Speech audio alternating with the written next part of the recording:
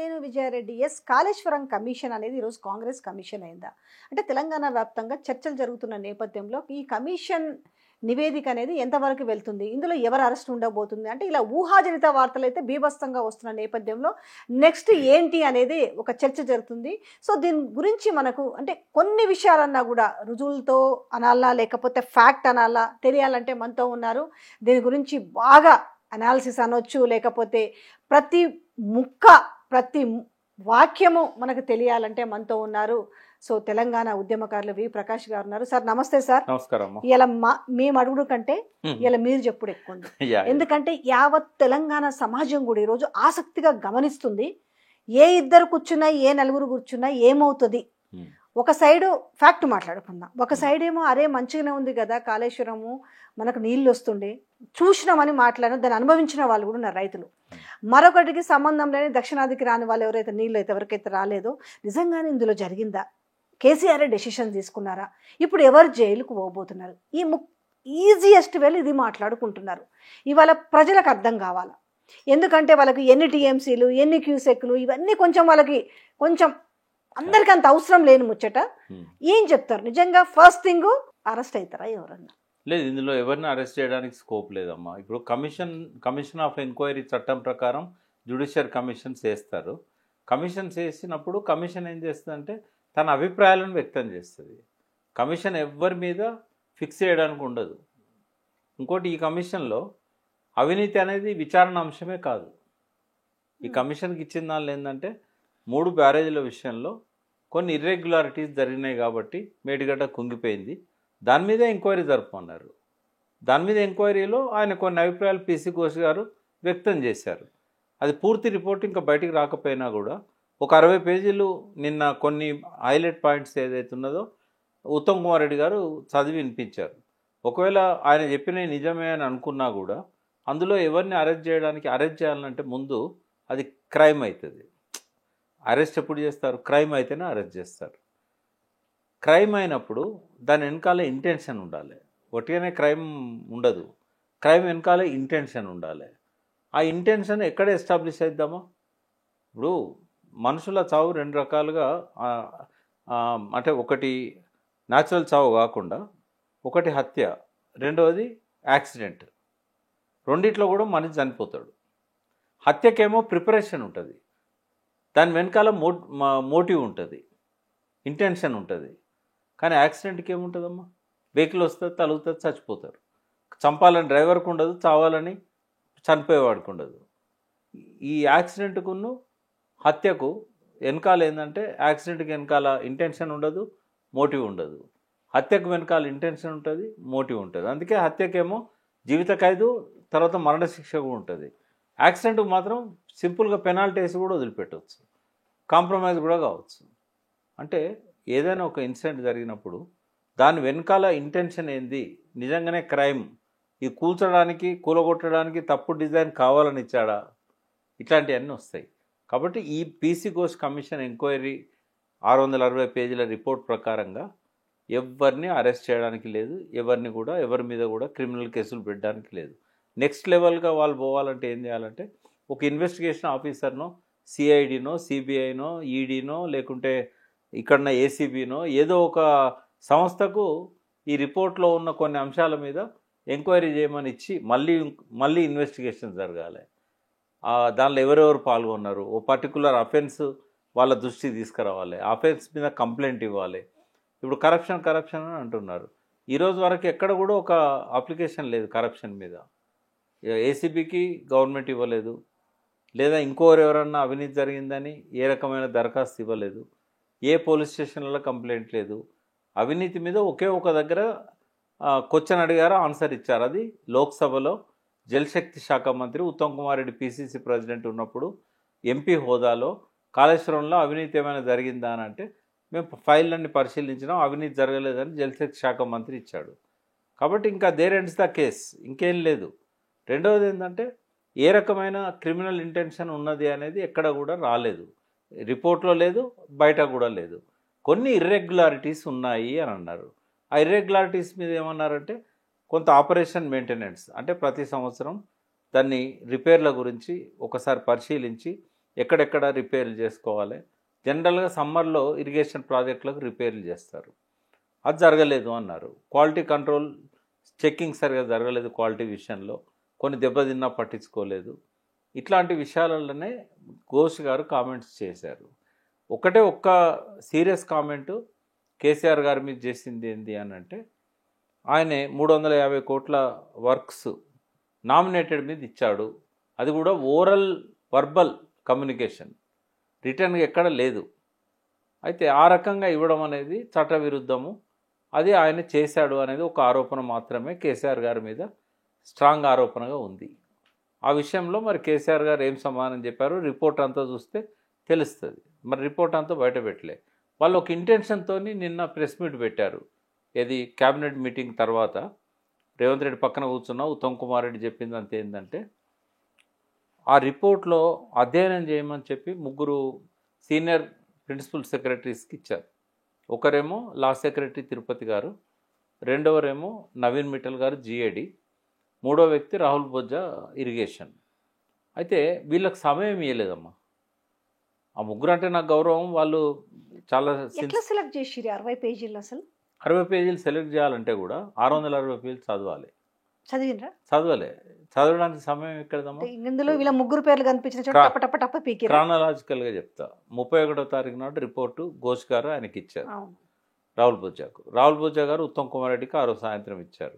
Next day morning ఇద్దరు కలిసిపోయి రేవంత్ రెడ్డి గారికి ఇచ్చారు. ఆ రోజు సాయంత్రం కమిటీ వేశారు. 2వ తారీఖు 3వ తారీఖు 2 రోజులు కమిటీకి టైం దొరికింది.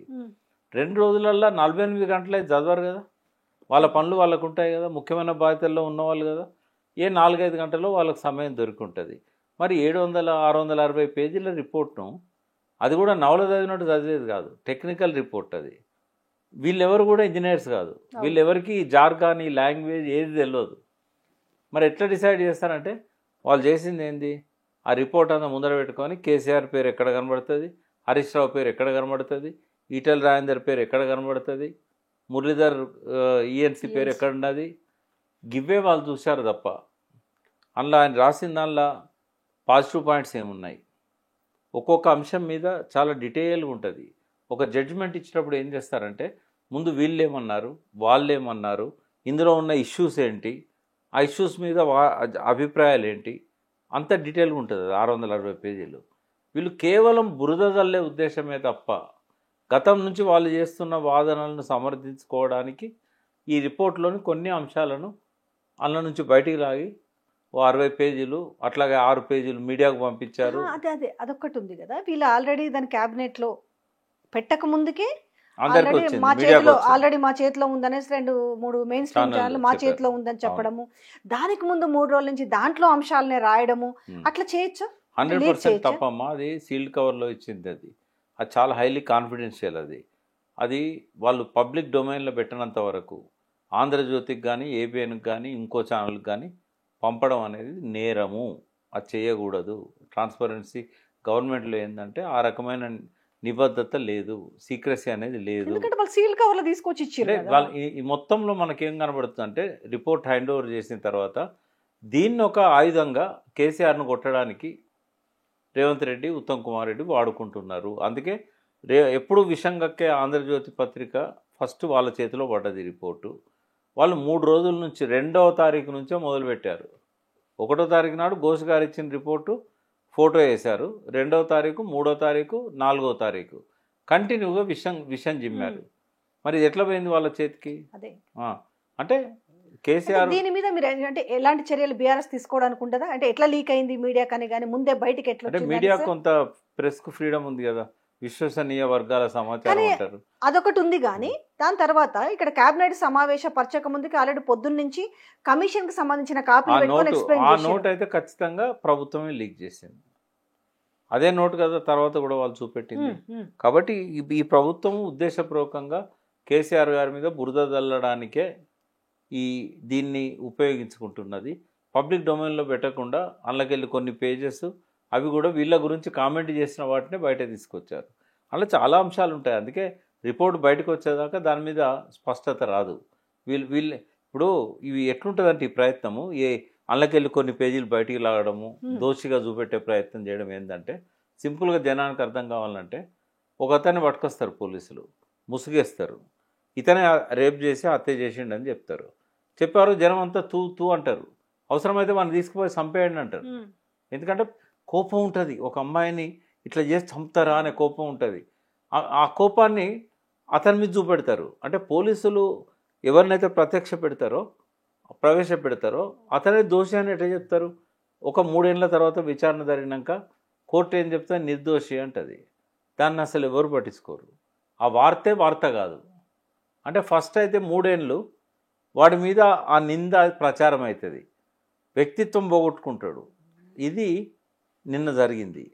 600 పేజీల 660 పేజీలు ముందు పెడితే మనలాంటి వాళ్ళం అనలైజ్ చేస్తాం, ఎక్స్పర్ట్స్ ఉండి అనలైజ్ చేస్తారు, విశ్లేషకులు దాని మీద వివరిస్తారు, నీటిపారుదలంగా నిపుణులు స్పందిస్తారు. అది పెట్టకుండా కొన్ని వీళ్ళ మీద తప్పు పట్టినాయి కొన్ని పాయింట్సే తీసి మధ్యలోకి వెళ్ళి ఆ పాయింట్స్ లాగి ఇట్లా బయట పెట్టిందని అంటేనే ఒక అతన్ని తీసుకొచ్చి దోషి అని చూపెట్టడం లాంటిది. 660 పేజీలు చదివి దాని మీద వ్యాఖ్యానించే టైం వరకు ప్రజలందరిలో కేసీఆర్ దోషి అనేది పోతుంది. ఇది ఒక మైండ్ గేమ్. ఇది కావాలని చెప్పి కేసీఆర్ మీద బురద చల్లడానికి ఘోష్ గారి రిపోర్ట్ను వాళ్ళు వాడుకుంటున్నారు. సో 660 పేజీల ఘోష్ గారి రిపోర్ట్ని పబ్లిక్ డొమైన్లో ప్రజలకు ప్రతి ఒక్కరికి అందుబాటులో ఉండేదానికి పెడతారా? పెట్టాల్సి వస్తుంది. అసెంబ్లీలో చర్చ పెడతారంటే ఖచ్చితంగా అది పెట్టాల్సి వస్తుంది. కానీ కొన్నిసార్లు ఏమైందంటే కమిషన్ ఆఫ్ ఎంక్వైరీ యాక్ట్ ప్రకారంగా అపాయింట్ చేసిన కమిషన్స్ వాళ్ళు ఇచ్చే రిపోర్టును ప్రభుత్వం పరిగణనలో కూడా తీసుకోవాల్సిన అవసరం లేదు. ఒక్కోసారి దాన్ని వాళ్ళకు అనుకూలంగా వస్తేనేమో తీసుకుంటారు. ఒకవేళ కేసీఆర్ గారి మీద ఎటువంటి అక్కడ లేవనుకోండి, దాన్ని తీసుకోరు వాళ్ళు, దాన్ని అసెంబ్లీలో పెట్టరు, దాన్ని చెత్తబుట్ట దాఖలు చేస్తారు. ఇప్పుడు ఇదంటే మొన్న ఇచ్చారు 31st నాడు, వెంటనే దాని మీద 4th నాడు ప్రెస్ మీట్ పెట్టారు, క్యాబినెట్ పెట్టారు. నరసింహారెడ్డి గారిని తీసేసి ఇంకొక జడ్జిని పెట్టారు కదా ఎలక్ట్రిసిటీ దాని మీద. మరి ఇంతవరకు అది వెలుగు చూసిందా రిపోర్ట్? అది ఎప్పుడో అది ఇచ్చింది, అది సబ్మిట్ చేసి 3-4 నెలలు దాటింది కదా. అది వాళ్ళకి అనుకూలంగా లేదు. నిన్న ప్రెస్ మీట్లు పెట్టిన దాంట్లో 60 పేజీల సారాంశంలో కూడా ఇప్పుడు మేడిగడ్డ, సుందిల్లా, అన్నారము 3 బ్యారాజ్ల గురించి మాట్లాడుతున్నారు. కానీ ఇంకా చాలా కంపోనెంట్స్ ఉన్నాయి కదా. సో దాని గురించి అసలు ఆ నివేదికలు ఎక్కడ కూడా 660 పేజీల ఉండి ఉంటుంది. కాకపోతే ఈ విషయాల మీద ఘోష్ గారు ఏదైతే ఉన్నదో ఆయన కొన్ని కామెంట్స్ చేశాడు, అందుకని వీటిని హైలైట్ చేశారు. ఇప్పుడు ఆల్రెడీ దీన్ని పొలిటిసైడ్ చేసి అనిపిస్తుంది, పూర్తి చేయాలని చేస్తున్నారు. సో ఎంతసేపు ఈ 3 చుట్టూ తిప్పిరు. ఓకే, ఈ 3 ఆల్రెడీ మేడిగడ్డ ఇష్యూ బేస్ అయింది, 2 పిల్లర్లు 3 పిల్లర్లు కుంగినాయి. ఓవరాల్గా ఏం చెప్పదలుచుకున్నారు? ఇప్పుడు ఈ 3 రిపేర్ చేసన్నా ముందుకు పోతారా, లేకపోతే టోటల్గా ఇదే రాజకీయ డ్రామా ఆడుకుంటూ దీన్ని ఇట్లాగే మళ్ళీ ఎలక్షన్ల వరకు కూడా నడిపిస్తారా? ఫస్ట్ ఏంటంటే ఏవైతే ఘోష్ గారు అభిప్రాయాలు వ్యక్తం చేశారో, ఒకవేళ నిన్న ఉత్తమ్ కుమార్ రెడ్డి గారు చెప్తూ ఏమన్నాడంటే 60 పేజీలలో ఉన్నది ఏదైతే ఉందో ఒక్క లైన్ మేము పెట్టలేదు, ఒక లైన్ మేము తీసేయలేదు, 10 సార్లు నొక్కి చెప్పి అన్నున్నాయే మేము చదువుతున్నాం అని అన్నాడు. ఒకవేళ అన్నున్నాయే చదివినట్టయితే తుమ్మిడేటి ప్రాజెక్టు ఘోష్ గారికి అర్థం కాలే. ఆయన ఏమి ఇంజనీరింగ్ ఎక్స్పర్ట్ కాదు. తుమ్మిడేటి బదులు కాళేశ్వరానికి ఎందుకు పోయినాం అనే దానికి తెలంగాణ చరిత్ర ఉంటుంది దాని వెనకాల. నేను ఆయన ముందు హాజరైనప్పుడు ఆయనకిచ్చిన నా 27 పేజీల నోట్లో అఫిడవిట్లో ఫస్ట్ నేను చెప్పిందే అది. కాళేశ్వరం కేవలం ప్రాణహిత చేవెళ్ళ ఆయకట్టుకు నీళ్ళు ఇవ్వడానికి కాళేశ్వరం కట్టలేదు. తుమ్మిడేటి దగ్గర వచ్చే నీళ్లు మాకు సరిపోవు. తెలంగాణ ఉద్యమ కాలంలో రైతులు పిట్టల్లాగా రాలిపోయిన్లు, చచ్చిపోయిన్లు, పెరుగన్నంలో పురుగు మందు కలుపుకొని చచ్చిండ్లు, ఉరిపెట్టుకొని చచ్చిండ్లు. వీళ్ళు నిన్న చూసిన దాంట్లో కావచ్చు, కాంగ్రెస్ పార్టీ ప్రతిపక్షంలో ఉన్నప్పుడు కానీ అధికార పక్షంలోకి వచ్చినప్పుడు కానీ తుమ్మిడిహెట్టి దగ్గర నీళ్లు ఉన్నప్పటికీ కూడా డిజైన్ మార్చిడ కట్టిరు అనేది వాళ్ళు ఎంత తిప్పి ముక్కు ఎక్కడ ఉందంటే తిప్పి అక్కడే చూపిస్తున్నారు. నిజంగా ప్రాణహిత దగ్గర 200 TMCల నీళ్లు ఉన్నాయి తుమ్మిడిహెట్టి. అదే చెప్తున్నాను నేను. వాస్తవంగా ఈ స్థిరీకరణ, ప్రాజెక్టుల స్థిరీకరణ అనేది ప్రాణహిత చేవెళ్ళలో లేదు. ప్రాణహిత చేవెళ్ళలో 16,40,000 ఎకరాలకు మాత్రమే నీళ్ళు ఇవ్వాలనేది ఉన్నది. అయితే తుమ్మిడిహెట్టి దగ్గర ఎందుకు వద్దనుకున్నాం అనేది చెప్తున్నాను నేను. నంబర్ 1 ఏంటంటే అక్కడ లభ్యమయ్యే నీళ్లు 165 TMCలు అని చెప్పి కేంద్ర జల సంఘం చెప్పింది. అందులో 63 TMCలు పై రాష్ట్రాలు వాడుకోకపోవడం వల్ల వస్తున్నాయి, అవి గ్యారంటీ లేదు మీకు అని చెప్పింది. వచ్చే నీళ్ళన్నీ 165లో 63 తీసేస్తే 102. ఆ 102 నీళ్ళను స్టోర్ చేసుకోవడానికి ఇక్కడ రిజర్వాయర్ ఉండాలి కదా. వచ్చిన నీళ్ళను మనం లిఫ్ట్ చేసుకోవాలంటే స్టోర్ చేసుకోవాలి. 5.6 టీఎంసీల కెపాసిటీతోని రిజర్వాయర్ కట్టాలని ప్రాణహిత చెవులలో పెట్టారు. ఏ ఎత్తులో?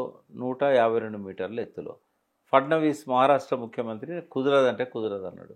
లాస్ట్కు 148 మీటర్ల ఎత్తుకు అగ్రిమెంట్ చేసుకొని వచ్చిండు కేసీఆర్ గారు. 148 మీటర్ల ఎత్తులో స్టోరేజ్ ఎంత ఉంటుంది? 1.8 టీఎంసీ ఉంటుంది. అంటే 2 టీఎంసీలకు లోపే. అక్కడ పెద్ద ఎత్తున ఫ్లడ్ ఇట్లా వచ్చి పడి మళ్ళీ ఇటు వెళ్ళిపోతూ ఉంటుంది. రిజర్వాయర్ కట్టినా కూడా ఒక్క క్షణం కూడా అలా ఉండకుండా వెళ్ళిపోతూ ఉంటుంది. ఎందుకు అంటే 1.8 అనేది చాలా చిన్న స్టోరేజ్. మనం ఏది మన హుస్సేన్ సాగర్ అంతా ఉంటుంది. ఇందులో కూడా వచ్చిన నీళ్ళు వచ్చినట్టు వెళ్ళిపోతూ ఉంటాయి. మరి వచ్చిన నీళ్లను మనం కంప్లీట్గా ఆపుకునే పరిస్థితి ఉండదు. ఈ వెళ్ళిపోతున్న క్రమంలో మనం లిఫ్ట్ చేసుకోవాలి. లిఫ్ట్ చేసేది తక్కువ ఉంటుంది, వెళ్ళిపోయేది ఎక్కువ ఉంటుంది. ఆ లిఫ్ట్ ఎంత చేసుకోగలుగుతాము? మ్యాక్సిమం చేస్తే 90 రోజులల్లో 44 టీఎంసీలు చేసుకుంటామని చెప్పింది. ఈ 44 టీఎంసీలు ఏం చేసుకోవాలి? ప్రాణహిత చెవులకే 160 టీఎంసీలు కావాలి. హైదరాబాద్ మంచినీటికి 30 టీఎంసీలు కావాలి. NTPC national thermal power project Ramagundam, దానికి అక్కడ పరిశ్రమలకు 16 టీఎంసీలు కావాలి. ఎన్ రూట్లో ఉన్న గ్రామాలకు 10 టీఎంసీలు కావాలి. ఇవన్నీ కలిపితే 56 టీఎంసీలు. మరి ఆడ దొరికేది 44 టీఎంసీలు. ఆ 44 టీఎంసీలకు 3 లిఫ్ట్లు, 44 నుంచి 152 వరకు, 148 నుంచి 152, అక్కడి నుంచి మళ్ళీ ఎల్లంపల్లి తీసుకురావాలంటే ఇంకా 2 లిఫ్ట్లు.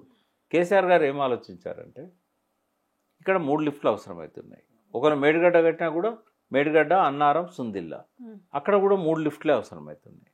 లిఫ్టులు సేమ్, కానీ నీళ్ళు ఇక్కడ 44 టీఎంసీలు ఉంటే ఆడ 282 టీఎంసీలు ఉన్నాయి. కేంద్ర జలసంఘం చెప్పింది. ఈ 282 టీఎంసీల నీళ్ళని తీసుకోవడం వల్ల మనకు ప్రాణహిత చెవుల ఆయకట్టే కాకుండా కాళేశ్వరంలో అదనంగా కొత్త ఆయకట్ట యాడ్ అయింది. 18,25,000 ఎకరాలు. అక్కడనేమో 16,40,000 ఎకరాలు. అంటే 2,35,000 ఎకరాలు యాడ్ అయింది ఇక్కడ.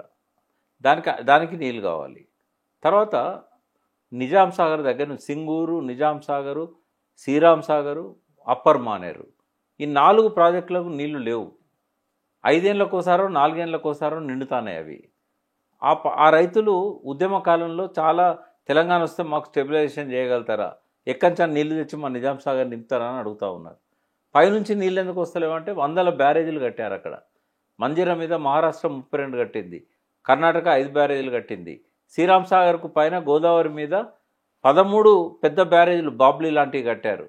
ఒక్కొక్క వాగుకు 100 బ్యారేజీలు కట్టారు. ఇవన్నీ పవర్ పాయింట్ ప్రజెంటేషన్లో కేసీఆర్ గారు అసెంబ్లీలో చూపెట్టారు. ఎందుకు రీడిజైనింగ్ చేయాల్సి వస్తున్నది అనేది ఆ వీడియో చూస్తే అర్థమవుతుంది. ఇప్పటికి యూట్యూబ్లో ఉంది. కేసీఆర్ ప్రజెంటేషన్ బాగుంది. అందుకే ఏంటంటే కేసీఆర్ గారు మనకు స్థిరీకరణకు నీళ్లు కావాలి అంటే దాదాపు 37 లక్షల ఎకరాలకు నీళ్లు కావాలి. మరి 44 టీఎంసీలు మంచిలకే సరిపోవాయి, ఎక్కడి నుంచి తెస్తారమ్మా? అందుకే అక్కడ 282 టీఎంసీలు అందుబాటులో ఉన్నదని చెప్పింది. అక్కడ నుంచి తీసుకుంటే మనం ఈ ప్రాజెక్టులకు సరిపోతాయి. రెండవది ఇక్కడ 3 లిఫ్ట్లే, అక్కడ 3 లిఫ్ట్లే. ఆలోచన ఇప్పుడు ఈరోజు జనాలు అనుకుంటున్న మాట కూడా ఏంటంటే ఆలోచన బాగుంది. ఇప్పుడు చుట్టంతా ఎక్కడ తిరుగుతుంది సమస్య? మేడిగడ్డ కూలింది అనేసి చాలా చిన్న అంశం అమ్మా అది. కానీ దీన్ని ఇప్పుడు ఈ కమిషన్ నివేదిక పెట్టింది కూడా అందుకే కదా, దానికోసమే. అయితే నేను అర్థం చేయిస్తాను. ఇక్కడ 3 బ్యారేజీలు కట్టారు. మేడిగడ్డ అనేది నీళ్ళు ఆపే మొదటి బ్యారేజ్. అయితే మేడిగడ్డ ప్రాధాన్యత ఏంటి అంటే నీళ్లు బాగా వచ్చినప్పుడు మేడిగడ్డ గేట్లు వేయరు. జూన్ నుంచి అక్టోబర్ దాకా వరద బాగా వస్తుంది.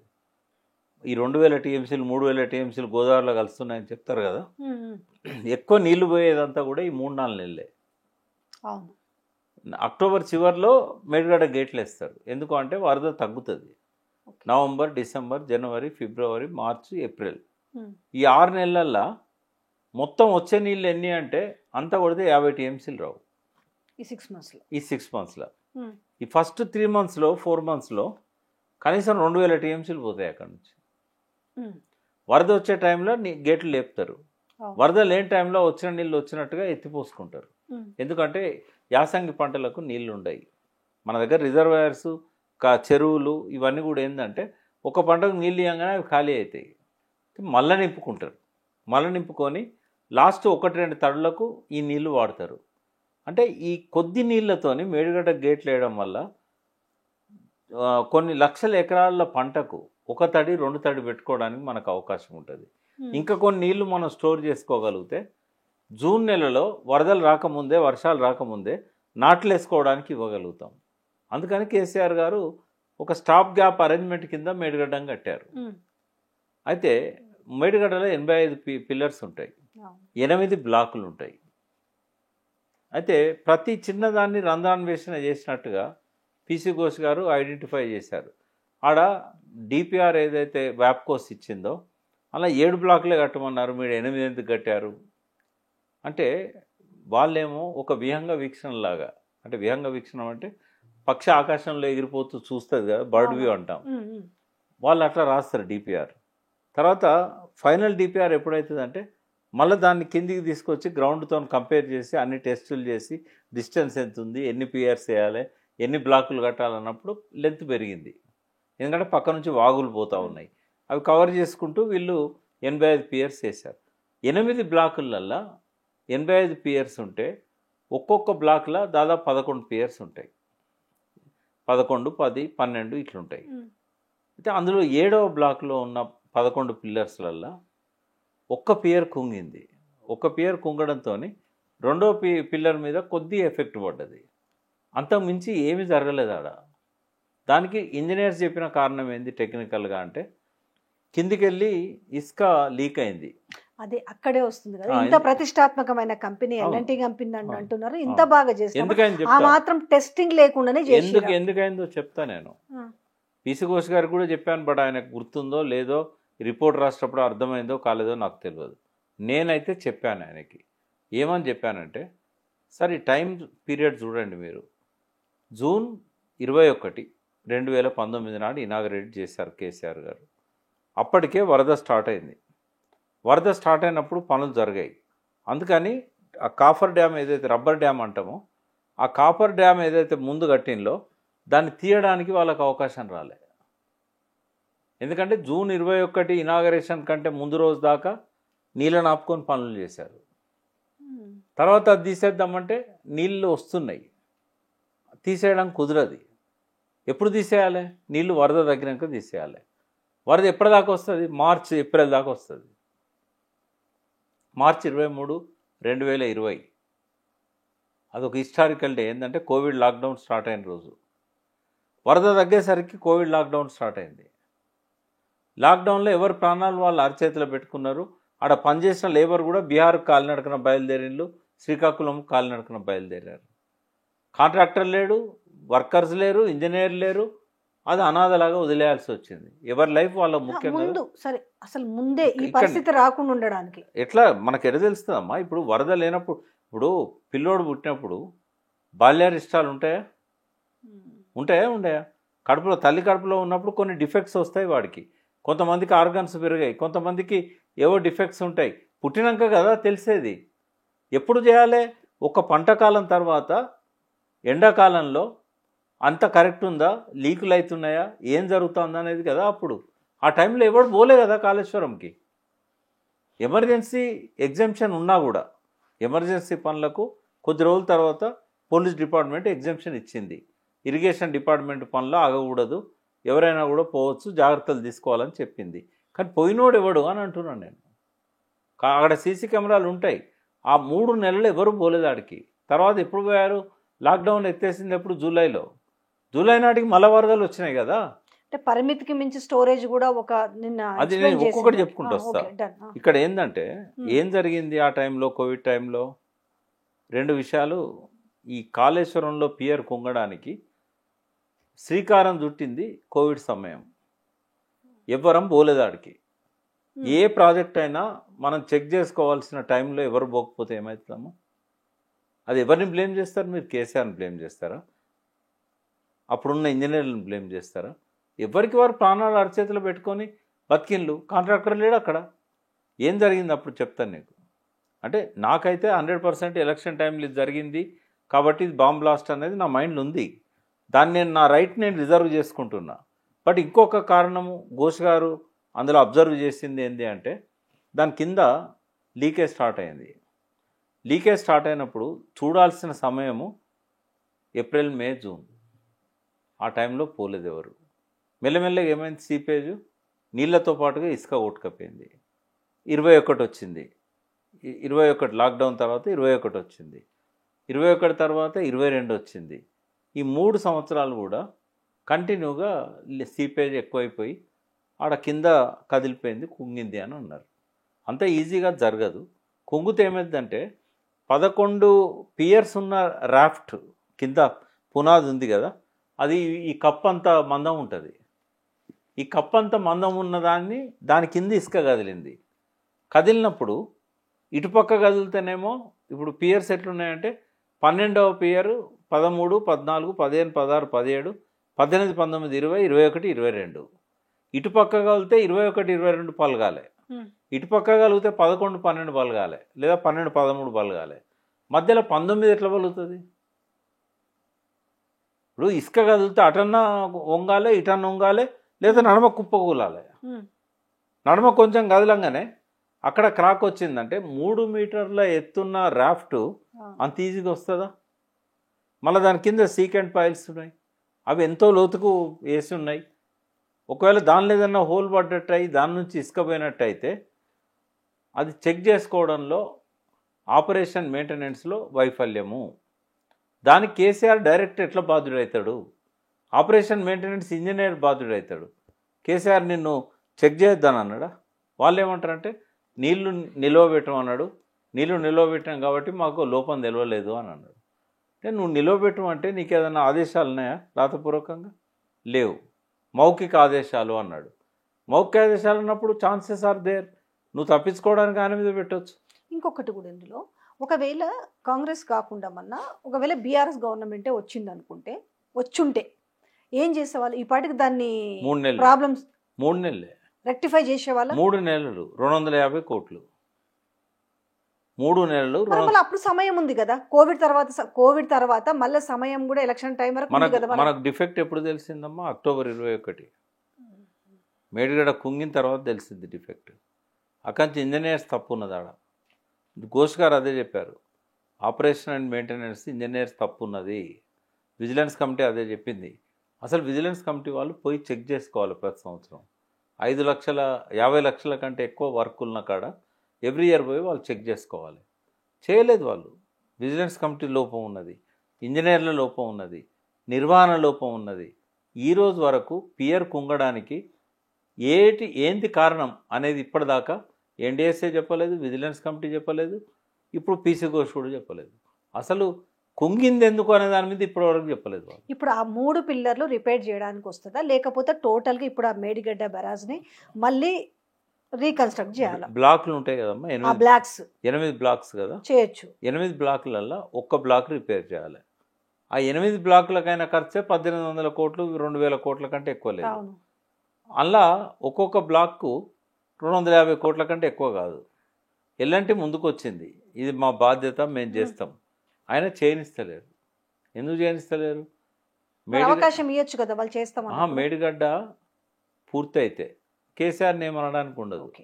కాబట్టి ఇక ఈ ఎలక్షన్ల దాకా మేడిగడ్డను నడిపిస్తేనే అన్నారం సుందిల్లో కూడా వీక్ అనేందుకు. నిన్న ఉత్తమ్ కుమార్ రెడ్డి మాట్లాడిన 2 అభ్యంతరకరమైన మాటలు ఏంటంటే, ఒకటేమో కాళేశ్వరం కొలాప్స్ అయింది అన్నాడు. కాళేశ్వరం అంటే ఒక మేడిగడ్డేనా? కాళేశ్వరం అంటే మేడిగడ్డ, అన్నారం, సుందిల్ల, 1500 కిలోమీటర్ల కాలువలు, 203 కిలోమీటర్ల పెద్ద సొరంగాలు, వాటితో పాటుగా 141 టీఎంసీల రిజర్వాయర్లు, పంపింగ్ వెయిన్స్ ఉంటాయి, 21 పంపింగ్ స్టేషన్లు, 20 సబ్ స్టేషన్లు. ఎన్ని ఉంటాయమ్మా కాళేశ్వరం అంటే? Under ground pumping stations. ఇష్టం వచ్చినట్టు మాట్లాడచ్చా కాళేశ్వరం కొలాప్స్ అని? మేడిగడ్డలో ఒక 225 పిల్లర్స్ ఉన్నాయి మొత్తం 3 కలిపి, అన్నారం, సుందిల్ల, మేడిగడ్డ. అందులో 1 పియర్ గుంగినందుకు మేడిగడ్డ కొలాప్స్ అవుతుందా, కాళేశ్వరం కొలాప్స్ అవుతుందా? ఇష్టం వచ్చినట్టు మాట్లాడుతున్నాడు బాధిత రాహిత్యంగా. ఆయన ఇరిగేషన్ మినిస్టర్ అట్లా మాట్లాడచ్చా? రెండవది, అన్నారం సుందిల్ల మేడిగడ్డ 3 కూలినాయి అన్నాడు. అన్నారం సుందిల్ల కూలిందా? ఎట్లా మాట్లాడతారమ్మా ఇష్టం వచ్చినట్టు?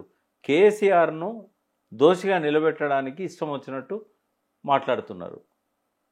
ఆ నోటికి అద్దు అదుపు లేదు. అయితే ఏ ప్రభుత్వం అన్నా రానివ్వండి, ఏ చీఫ్ మినిస్టర్ అయినా ప్రజల కోసం మంచి చేయాలనుకునే దాంట్లో పెద్ద ప్రాజెక్టు, చాలా బిగ్గెస్ట్ ప్రాజెక్టు, వాళ్ళంటున్న 1,00,000 కోట్ల ప్రాజెక్టే.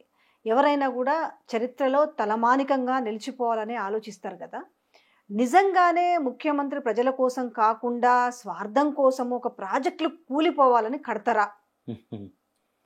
బేసిక్ సెన్స్ అంటున్నాను, అంటే జనరల్గా. ఎందుకు కడతారమ్మా? ఆయనకి ఏమొస్తుంది? ప్రాజెక్టు కూలిపోతే పేరు చెడిపోతుంది. ఎవరు కట్టరు.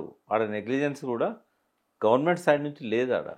పోనీ ఇప్పుడు మేడిగడ్డని పక్కన పెట్టేసి ఇప్పుడు అన్నారము సుందీలను తీసుకెళ్ళి ఇప్పుడు తమ్మిడిహెట్టు కలపొచ్చా అక్కడి నుంచి? అట్లా అంటే మేడిగడ్డ దగ్గర కన్నెపల్లి పంప్ హౌస్ అని ఉంటుంది. అవును. ఆ పంప్ హౌస్ నుంచి నీళ్లు లిఫ్ట్ చేసుకోవడానికి మేడిగడ్డ అక్కర్లేదు. ఎప్పటిదాకా? సెప్టెంబర్ అక్టోబర్ దాకా. ఎప్పుడైతే నీటి ప్రవాహం తగ్గుతుందో అప్పుడు మేడిగడ్డ దగ్గర గేట్లు వేసి స్టోర్ చేస్తారు. అక్కడి నుంచి ఇక్కడికి దాదాపు 10-15 కిలోమీటర్లు ఉంటుంది. 20 కిలోమీటర్లు దాదాపు ఉంటుంది. 20 కిలోమీటర్ల దూరం నీళ్ళు ఆగాలంటే మేడిగడ్డ దగ్గర కనీసం ఒక 6-7 టీఎంసీలు ఆపాలి. ఆపితేనే ఇక్కడ లిఫ్ట్ చేయడానికి హెడ్ వస్తుంది. వచ్చినాక ఈ నీళ్ళని లిఫ్ట్ చేస్తూ ఉంటారు. వాస్తవంగా ఫస్ట్ 4 నెలలు రోజుకు 3 టీఎంసీలు కూడా తీసుకెళ్ళచ్చు. అది మేడిగడ్డ ఇంపార్టెన్స్ అనేది లాస్ట్ ఓన్లీ యాసంగి పంటలకు కొన్ని నీళ్ళు ఇవ్వడానికే అక్కడ నీళ్లు స్టోర్ చేసుకుంటాం. ఇలా గుండెకాయ మేడిగడ్డ కాదు, గుండెకాయ మిడ్ మానేర్తోనే ఆయకట్ట అనేది మొదలవుతుంది. మీరు చూడండి, మేడిగడ్డ, అన్నారం, సుందిల్ల, నందిమేడారం, ఎల్లంపల్లి ప్రాజెక్ట్ కింద నందిమేడారం పంప్ హౌస్, తర్వాత గాయత్రి పంప్ హౌస్, ఈ 5 కింద 1 ఎకరం కూడా లేదు. తర్వాత కాలంలో కేసీఆర్ గారు కొన్ని ఎత్తిపోతల పథకాలకు అడ్మినిస్ట్రేటివ్ శాంక్షన్ ఇచ్చారు. కానీ ఇప్పటివరకు పనులే మొదలు కాలే. యాక్చువల్గా ఆయకట్టు ఉన్నది ఎక్కడ? మిడ్ మానేర్ నుంచి అన్నపూర్ణ రిజర్వాయర్ అంటాం మనం. అనంత సాగర్ ప్రాజెక్ట్ అది. దాని తర్వాత 4 కిలోమీటర్ల దూరంలో రంగనాయక సాగర్ ప్రాజెక్టు సిద్దిపేట దగ్గర. వాటి కింద ఈ ఆయకట్టు అనేది మొదటి ఆయకట్టు ఉన్నది. ఒకవేళ కనుక శ్రీరామ్ సాగర్ ప్రాజెక్ట్కే వరద వచ్చింది అనుకుందాం. వరద వచ్చినప్పుడు ఈ పంపులు ఏవీ ఆన్ చేయరు. డైరెక్ట్ వరద కాలువకు, శ్రీరామ్ సాగర్ వరద కాలువ నుంచి మిడ్ మానేర్కి నీళ్ళు వస్తాయి. మిడ్ మానేర్ నుంచి ఎల్ఎండికి నీళ్ళు వస్తాయి. ఎల్ఎండి నుంచి కాకతీయ కాలువకు వస్తాయి. మిడ్ మానేర్లో ఉన్న నీళ్లను అనంత సాగర్కు, తర్వాత రంగనాయక సాగర్కి ఎత్తిపోస్తారు. 4 పంపులు ఉన్నాయి అక్కడ. 4 పంపుల ద్వారా రోజుకు 1 టీఎంసీ ఎత్తిపోస్తారు. అక్కడ నుంచి మల్లన సాగర్కి వస్తాయి. మధ్యలో కొన్ని పంపులు ఉన్నాయి. మల్లన సాగర్ నుంచి కొండపోచమ్మకు వస్తుంది. కొండపోచమ్మ నుంచి బస్సాపూర్, మధ్యలో మిగతా కాంపోనెంట్స్ అన్ని కూడా ఇప్పుడు పనికొచ్చేవే కదా. అన్ని పనికి వస్తున్నాయి, వాడుకుంటాం కదా. అదే అంటున్నా, వాడు ఇప్పుడు ఎంతసేపు కాళేశ్వరం కొలాప్స్ అయింది. ఇప్పుడు 80,000 కోట్ల ప్రాజెక్టుల ఈ 3 కాదు కదా, ఈ 3 కలిపితే 6,000 కోట్లు, 6-7,000 కోట్లకు మించలేదు. ఈ వీటిలల్లో ఒక్క పిల్లరే కుంగింది. ఇది ప్రజలు అర్థం చేసుకోవాలి. కేసీఆర్ మీద దుమ్మెత్తిపోయడానికి, బురద చల్లడానికి దీన్ని పెద్ద ఇష్యూ చేశారు. ఇదే కేసీఆర్ను మనం గెలిపించుకొని ఉంటే 3 నెలల్లో అయిపోయేది. 2 యాసంగి పంటలకు నీళ్ళు లేకుండా పోయినాయి. ఖరీఫ్ పంటలకి అలా నాట్లేసుకునే స్థితి లేదు. మనం చేసిన తప్పే ఇది. ఇటువంటి దౌర్భాగ్యాలను తీసుకొచ్చి మనం ముఖ్యమంత్రి స్థానంలో కూర్చోబెట్టేసరికి ఇలా వాళ్ళ కేసీఆర్ను బదనాం చేసే క్రమంలో కోట్లాది మంది రైతులకు అన్యాయం చేస్తున్నట్టు రేవంత్ రెడ్డి కాంగ్రెస్ ప్రభుత్వం అనేది ప్రజలకు అర్థం కావాలి. సో అందులో ఎల్ఎన్టీ ఉంది అండ్ మెగా ఉంది. మెగానేమో బ్యారేజీలలో లేదు. 3 బ్యారేజీలలో మెగా లేదు. పంపింగ్ స్టేషన్స్లలో మెగా ఉంది. మెగా 21 పంపింగ్ స్టేషన్స్ ఉన్నాయి కాళేశ్వరం మొత్తంలో. అలా 15 మెగా నిర్మించింది. సక్సెస్ఫుల్గా నిర్మించాలని అనుమానం లేదు. మెగా వాళ్ళు కట్టిన ప్రతి ప్రాజెక్టు కూడా బాగా పనిచేస్తున్నది. ఇక్కడ ఎల్ఎన్టీ వాళ్ళు కట్టిన బ్యారేజీలోనే ఒక చిన్న ప్రాబ్లం వచ్చింది. మళ్ళీ అన్నారం కానీ సుందిల్ల కానీ ఎటువంటి మిస్టేక్ లేదు. కానీ కేసీఆర్ను బదనాం చేయడానికి ఆ రెండింటిని పక్క పెట్టారు. బీజేపీను కాంగ్రెస్ కలిసి ఎన్డీఎస్ఏని ఇన్ఫ్లుయెన్స్ చేస్తున్నాయి, విజిలెన్స్ కమిటీని ఇన్ఫ్లుయెన్స్ చేస్తూ ఉన్నాయి. మొత్తానికి ఏంటంటే ఒక పీసీ ఘోష్ గారినే వారు మ్యానిపులేట్ చేయలేరు. ఆయన మంచి నోబుల్ జడ్జ్. బట్ ఆయన కొన్ని విషయాలు అర్థం చేసుకోలేదు. ఆయనకు కావాల్సిన సమాచారం ఇవ్వలేదు. ఆయన పేపర్ మీద ఆధారంగా నిర్ణయానికి వచ్చాడు. తెలంగాణ ప్రజల గోస బాధ ఆయనకు తెలియదు. దాని పక్కన తుమ్మిడాటి పక్కన ఉండే మంచిర్యాలలో ఉండే నయనాల గోవర్ధన్ లాంటి వాళ్ళకే ఈ కాళేశ్వరం ప్రాజెక్టు అర్థం కాలే. జేఏసీ నాయకుడు కోదండరామ్కు ఆ ప్రాజెక్టు అర్థం కాలే. ఎలక్ట్రిసిటీలో సూపరింటెండెంట్ ఇంజనీర్గా ఉన్న రఘుకు ఆ ప్రాజెక్టు అర్థం కాలేదు. తర్వాత జయప్రకాష్ నారాయణ అపర మేధావి, ఆయన ఎవరు మురళి, ఆకునూరు మురళి, భూపాలపల్లి కలెక్టర్ ఉన్నాడు కట్టినప్పుడు వీళ్ళకి ఎవ్వరికి అది అర్థం కాలే. వీళ్ళ పరిస్థితి ఎట్లుందంటే కాళేశ్వరం అనేది ఒక ఏనుగు, నలుగురు గుడ్డివాళ్ళు, ఒకరేమంటారు గోడలాగా ఉందంటారు ఈపు పట్టుకొని, ఒకరు కాలు పట్టుకొని స్తంభంలాగా ఉందంటారు, ఒకడు తోక పట్టుకొని జడలాగా ఉందంటాడు, ఒకటి చెవులు పట్టుకొని డొప్పలాగా ఉందంటాడు. వీళ్ళకి డిగ్రీలు మేధావులే కదా. సరే ఒక డౌట్, ఎందుకు మరి అర్థం కాలేదు? కళ్ళ కూరలుగా అమ్ముతున్నాయి. ఎందుకు అంటే దాన్ని అర్థం చేసుకునే అంటే ఒకసారి మనం అర్థం చేసుకుని మాట్లాడదామని ప్రయత్నం చెయ్యరు. ఎందుకంటే నేను మాట్లాడేటి అన్ని సిడబ్ల్యూసి ఇచ్చిన ఆధారాల ప్రకారం మాట్లాడుతున్నా.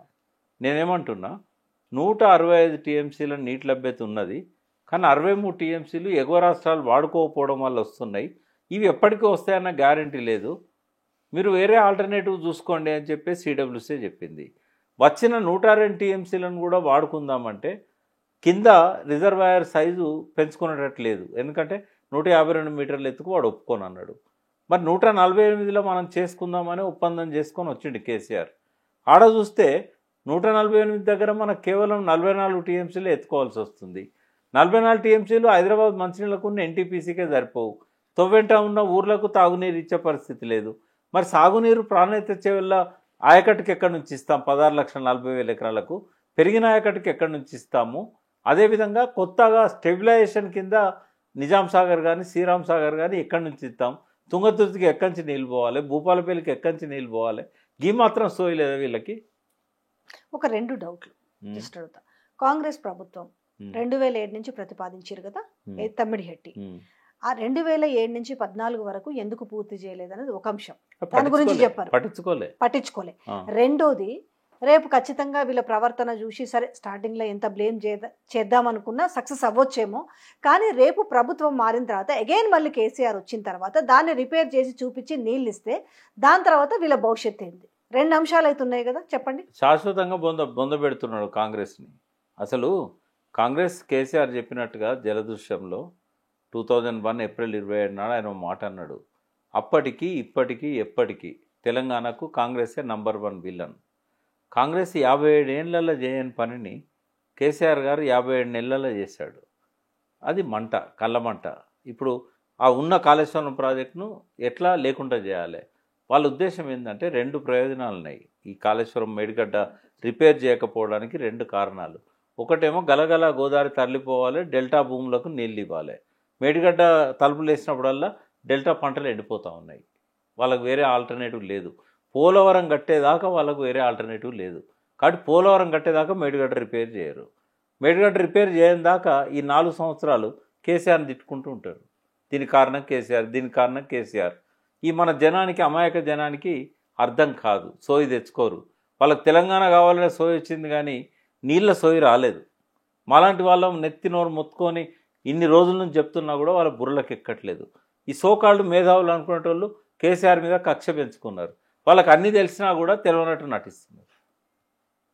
ఇప్పుడు కేసీఆర్ రాగానే ఫస్ట్ దాన్ని రిపేర్ చేస్తే 100% కేసీఆర్ వచ్చినాక 3 నెలల్లో మేడిగడ్డ రిపేర్ అవుతుంది. అప్పుడు వీళ్ళందరి ప్రాజెక్టు కూడా వీళ్ళందరి ముసుగులు దొడుకున్న వాళ్ళందరి పరిస్థితి అప్పుడు ఏమైతుంది? ఆ మాత్రం ఆలోచన కూడా ఉండాలి కదా. అప్పటిదాకా ఎందుకమ్మా ప్రజలు బొంద పెడతారు. నెక్స్ట్ ఎలక్షన్లో మేడిగడ్డను రిపేర్ చేయకపోతే ఇదే ప్రజలు బొంద పెడతారు. ఎందుకంటే మేడిగడ్డ కింద పంటలు పండించుకున్నారు. చాలామందికి అర్థం కాదు. స్టెబిలైజేషన్ జరిగింది. 97,000 ఎకరాలే కొత్త ఆయకట్టు వారచ్చు, కానీ పాత ఆయకట్టు స్టెబిలైజ్ అయింది కదా. ఇలా వరదలు వస్తున్నాయి కాబట్టి నీళ్ళు వస్తున్నాయి, ఏర్పడతలేదు. 1 సంవత్సరం వర్షం పడకపోతే ఇవాళ ఈ సంవత్సరమే చూడండి, ఇప్పటివరకు నాట్లు పడలే. ఇప్పుడు తెలుస్తుంది కాళేశ్వరం లేకపోవడం వల్ల ఏం నష్టం జరిగిందో ఇప్పుడు తెలుస్తుంది. నీళ్లు రాకపోతే తెలుస్తుంది కాళేశ్వరం ఇంపార్టెన్స్. ఇంకోటి, నదుల అనుసంధానం కాళేశ్వరానికి కూడా వర్తిస్తుందమ్మా. ఎందుకంటే చాలా రాష్ట్రాలల్లో సాబర్మతి, నర్మదా నదికి అనుసంధానం చేశారు. ఈ 2 గుజరాత్లోనే ఉన్నాయి. నల్గంగా, బేన్గంగా అనుసంధానం జరిగింది మహారాష్ట్రలో. వాటికేమో కేంద్రం అన్ని అనుమతులు ఇస్తుంది, డబ్బులు ఇస్తుంది, ఎటువంటి ఆటంకాలు ఉండయి. ఇక్కడ జరిగింది ఏంది, పైన మానేరు మంజీరాలో నీళ్ళు లేవు కాబట్టి మంజీరా మీద ఉన్న నిజాం సాగర్ ఎండిపోతుంది, మంజీరా మీద ఉన్న సింగూరు ఎండిపోతూ ఉంది, మానేరు బేసిన్లో ఉన్న అప్పర్ మానేరు ఎండిపోతుంది, మిడ్ మానేరులో నీళ్ళు లేవు, లోయర్ మానేరులో నీళ్ళు లేవు. అందుకని ఏం చేస్తున్నారు, ప్రాణహిత నీళ్లను గోదావరిలో కలిసి గోదావరి నీళ్లను మంజీరా మానేరుకు తరలిస్తున్నారు. ఇది నదుల అనుసంధానం కాదా? అంతర్రాష్ట్ర ఒక రాష్ట్రంలో ఉన్న నదుల అనుసంధానం కిందకి వస్తుంది ఇది. దేశవ్యాప్తంగా ఇటువంటి ప్రాజెక్టులు 100 ఉన్నాయి. దేనికి లేని అభ్యంతరం ఒక్క దీనికే ఎందుకు వచ్చింది? ఇంకొక మాట కూడా చెప్తున్నా, ఈ ప్రపంచంలో నోటిట్, ఈ ప్రపంచంలో బాల్యారిష్టాలు రాని ప్రాజెక్టే లేదు. వీళ్ళు చెప్పే ధవళేశ్వరం స్టార్టింగ్లో ఓటకపోయింది. ఆయన అర్ధర్ కాటను ఇక్కడ ప్రాజెక్టు మొదలుపెట్టి వాళ్ళ భార్య పిల్లలను చూడడానికి లండన్ పోతాడు. ఎప్పుడు 1848 సంగతి చెప్తున్నా నేను. ఆయన లండన్ పోయొచ్చే వరకే ఇక్కడ మొత్తం దెబ్బతింటుంది, మళ్ళీ రిపేర్లు చేస్తారు. ప్రకాశం బ్యారేజ్కి అట్లే వచ్చింది, తుంగభద్ర డ్యామ్కి అట్లే వచ్చింది. ఏ డ్యామ్ అయినా ఏ బ్యారేజ్ అయినా బాల్యారిష్టాలు లేకుండా కట్టింది కానే కాదు. స్టోరేజ్ విషయాన్ని కూడా ఆ రోజు 16 టీఎంసీలు లేవు, కుంగిన రోజు 10 టీఎంసీలు 10.5 టీఎంసీలో ఉన్నాయని నిన్న కూడా ఉత్తమ్ కుమార్ రెడ్డి చెప్పాడు. మరి స్టోరేజ్ ఎక్కడ ఎక్కువ పెట్టినామమ్మా? అంతకుముందు 2 సార్లు 3 సార్లు 16 టీఎంసీలు పెట్టారు, నెలల కొద్ది ఉన్నాయి, ఏం కాలే. మేడిగడ్డ సామర్థ్యానికంటే ఎక్కువ 28,25,000 క్యూసెక్కులు 500 సంవత్సరాల చరిత్రలో రికార్డు. బట్ దాన్ని బద్దలు కొట్టి 2022 జూలై 15 నాడు 28,75,000 క్యూసెక్కులు వచ్చింది. తట్టుకున్నది కదా మేడిగడ్డ. మరి నిశ్చలంగా నీళ్ళు ఉన్నప్పుడు ఎట్లా బ్లాస్ట్ అయింది? అది అయింది అనుకుందాం. మరి మీరు ఆ చిన్న చిన్న రీజన్స్ వల్ల ఇంజనీర్ల తప్పిదం అవుతుంది, కానీ కేసీఆర్కి ఏం సంబంధం? కేసీఆర్ ఆడ కుర్చేసుకొని కూర్చొని కట్టిండా? ఆయన వచ్చి ఇక్కడ కట్టండి నేను డ్యామ్ చూపెట్టిండా? వ్యాప్కోత్సవాలు చెప్పారు. వ్యాప్కోత్సవాలు ఎందుకు చెప్పారు? దాన్ని కూడా వైలేట్ చేసినని చెప్తుండే. వైలేట్ ఏం చేయాలి? వాళ్ళు చెప్పిన కాడనే కట్టిండు మేడిగడ్డ. రెండవది, అక్కడ కట్టమని చెప్పింది ఎవరు? ఎన్టీ రామారావుకు సలహాదారు శ్రీరామకృష్ణయ్య. స్టెప్ లాడర్ టెక్నాలజీ అని ఇక్కడ నుంచి శ్రీరామ్ సాగర్ ప్రాజెక్టుకి 13 బ్యారేజీలు కట్టి లిఫ్ట్ చేయమని చెప్పిండు ఆయన. దాన్ని ఇచ్చినలాగా స్టెప్ లాడర్ అన్నాడు. దాన్ని డిజైన్ చేసింది ఎవరు?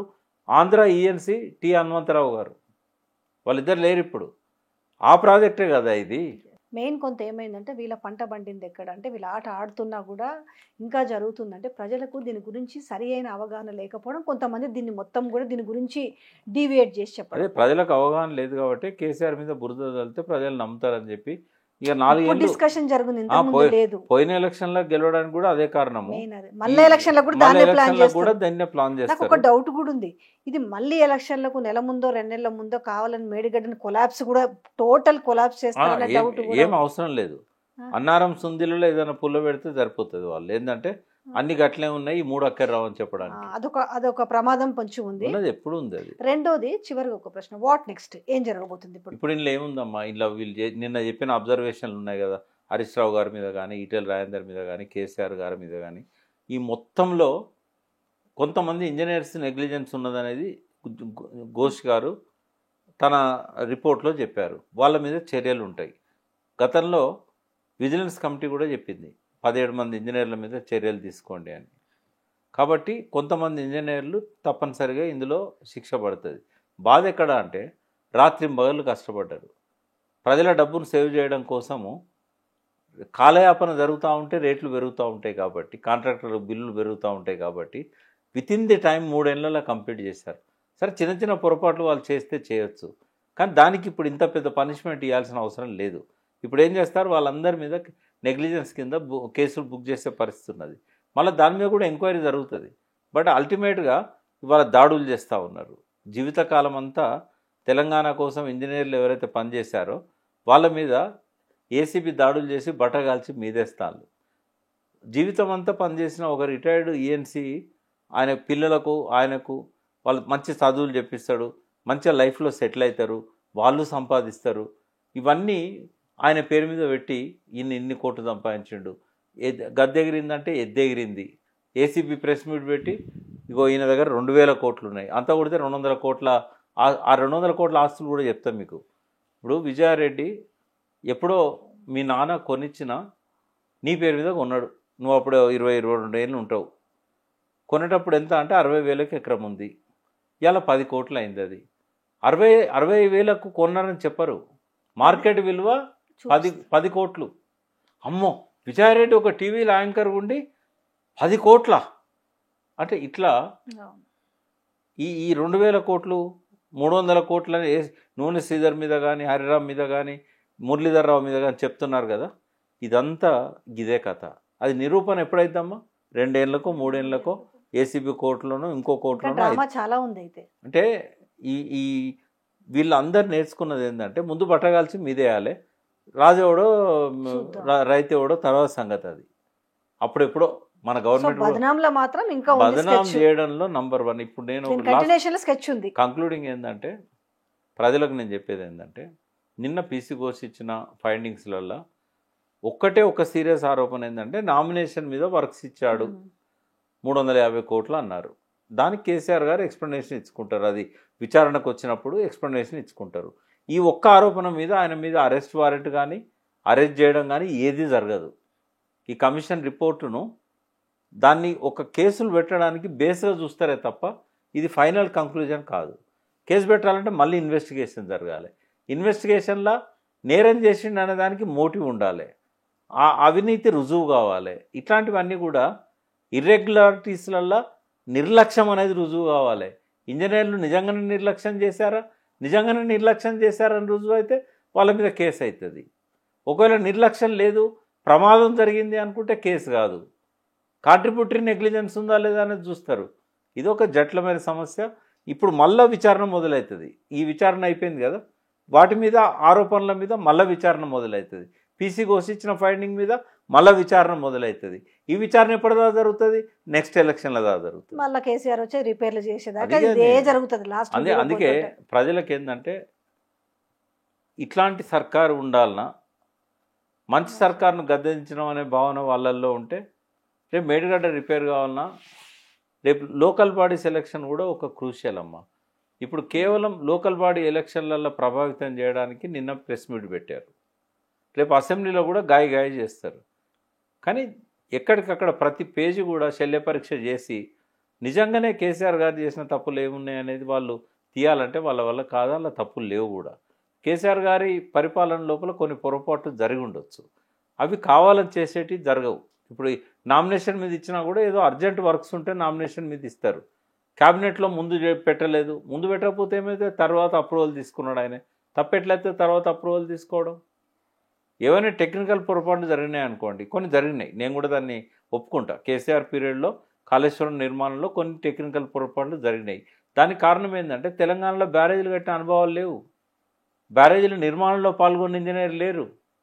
57 ఏళ్ళ సమైక్య రాష్ట్రంలో ఒక్క బ్యారేజ్ కట్టలేదు. కట్టనప్పుడు ఇది ఒక ప్రయోగం అన్నప్పుడు కొన్ని పొరపాట్లు జరుగుతాయి. అంత మాత్రాన పనికి రాకుండా పోతే రిపేర్ చేసుకోవాలన్నా. వాళ్ళ మేడిగడ్డ కూలినందుకు కాదు బాధ, ఇవాళ మేడిగడ్డను రిపేర్ ఎందుకు చేయలేదు అనేది రైతులు బాధపడుతున్నారు. Thank you sir. అంటే ప్రజలకి ఇక్కడ అర్థం కావాల్సిన మ్యాటర్, వీళ్ళు చేసే జిమ్మిక్కులన్నీ కనీసం వాళ్ళకి అర్థమైతే ఒక రియలైజేషన్ వస్తుంది. అంటే లేకపోతే ఏంటంటే వీళ్ళు ఇంకా 3 ఏళ్ల కాలం కూడా దీన్ని నడిపించే అవకాశం అయితే మెండుగా కనిపిస్తుంది. Thank you so much sir.